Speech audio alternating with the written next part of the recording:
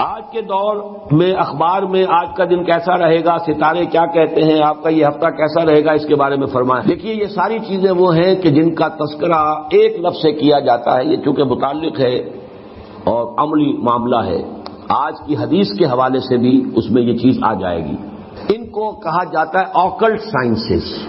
ایک سائنسز ہیں جو بالکل واضح ہیں، فزکس ہے، کیمسٹری ہے، جیولوجی ہے، فلاں ہے، بایولوجی ہے، یہ کھلم کھلا صاف ہوا سے خمسہ کے ذریعے سے ان کا علم حاصل کیا گیا ہے۔ پھر یہ کہ انٹلیکٹ کے ذریعے سے، پاور آف ریزننگ کے ذریعے سے انفرنس ہوتا ہے، نتیجہ نکالا جاتا ہے، پھر ایکسپیریمنٹیشن کے ذریعے سے پھر اس کی ویریفیکیشن ہوتی ہے۔ یہ علم ہے، یہ سائنس ایک آکلٹ سائنسز ہے۔ یہ ہاتھ کی پامسٹری ہے، آکلٹ سائنسز شمار ہوتی ہیں۔ یہ سائنس نہیں ہے، لیکن یہ کہ یہ ایک طرح سے انہیں کہہ دیا گیا کہ ہاں ان میں بھی کچھ ہے، کوئی حقیقت ہے۔ اسی طرح نجوم، ستارہ شناسی ہے، آپ پیدا کب ہوئے تھے، وہ جو ہے سائنس آف نمبرز وغیرہ وغیرہ، ان سب کو ایک لفظ میں جمع کر لیجئے، آکلٹ سائنسز۔ دوسری بات یہ جان لیجئے ان میں کچھ نہ کچھ حقیقت ہے، اس لیے کہ اس کائنات کی جو تخلیق ہے جو اللہ نے کی ہے، یہ چیزیں آپس میں بڑی مربوط ہیں۔ آخر کوئی وجہ ہے کہ میرے انگوٹھے کا نشان کچھ اور ہے، آپ کا کچھ اور ہے، کوئی ایک نہیں ہے، اور پھر یہ کوئی بدل بھی جاتے ہیں۔ کیریکٹر کی ٹرانسفارمیشن اگر ہوتی ہے ذرا تو یہ لکیریں بدلتی ہیں، تو یہ کوئی انڈیکس ہے۔ اب دیکھیے جیسے میں اب آخری مثال دے دوں، سحر حق ہے، جادو ہو سکتا ہے، جادو ہے، حقیقت ہے جادو، لیکن جادو کرنا جائز نہیں ہے۔ ایک چیز کا ہونا اور شے ہے، اس کا جائز ہونا اور شے ہے۔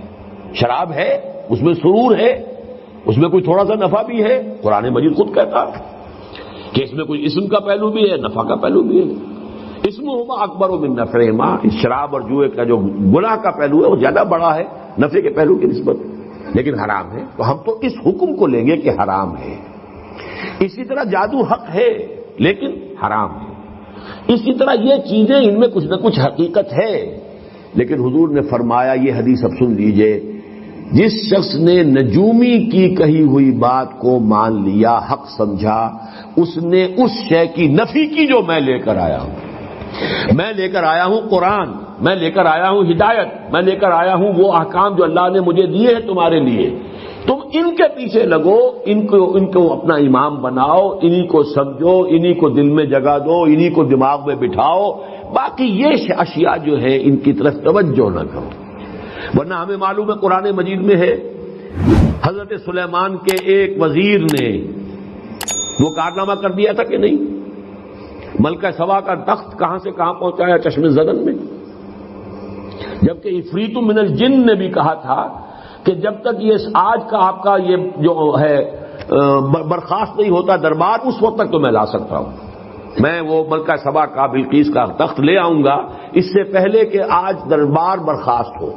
لیکن وہ ایک صاحب کتاب کا علم کو تھا، کوئی علم، اب کون سا علم تھا وہ علم قرآن کا حدیث کا تو نہیں، کوئی اور علم تھا، لیکن اس نے کیا کیا، من قبل ان یرتد الیک طرف، اس سے پہلے کہ آپ کی نگاہ جو ہے واپس آئے، میں لا دیتا ہوں، اور سامنے موجود تھا وہ۔ لیکن کیا یہ علم حضور نے ہمیں سکھایا؟ کیا صحابہ کو سکھایا؟ کیا ابو بکر کو یہ معجزے سکھائے؟ کیا حضرت عمر کو سکھائے؟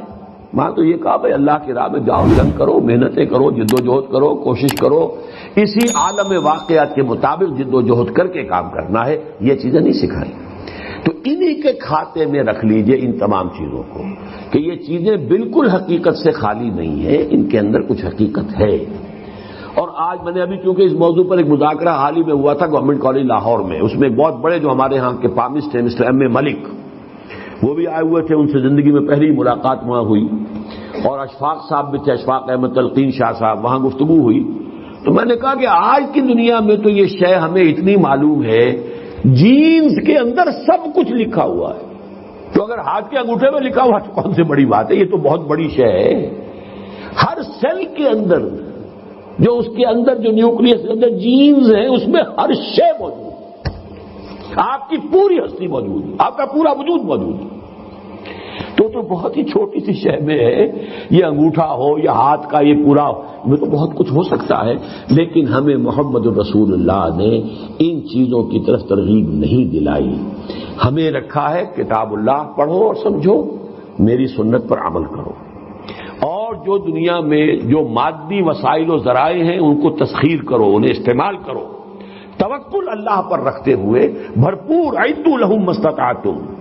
یہ نہیں کہ بیٹھ کر تم اپنی وہ تپسیائیں کر کے روحانی قوت اتنی تیار کر لو کہ بس ایک پھونک مارو اور پوری کا پورا لشکر کفار ختم ہو جائے. That was not the way of Muhammad صلی اللہ علیہ وسلم. ورنہ وہ پھونک مارنے کی طاقت سب سے بڑھ کر تو حضور میں ہونی چاہیے تھی، لیکن نہیں.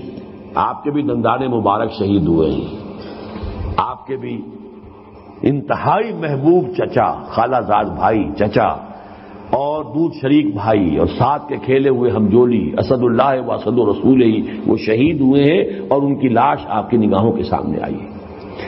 ہمیں وہ راستہ اختیار کرنا ہے ما انا علیہ و اصحابی. باقی ان چیزوں کے بارے میں نفی مطلق کرنے کی ہمیں کوئی ضرورت نہیں.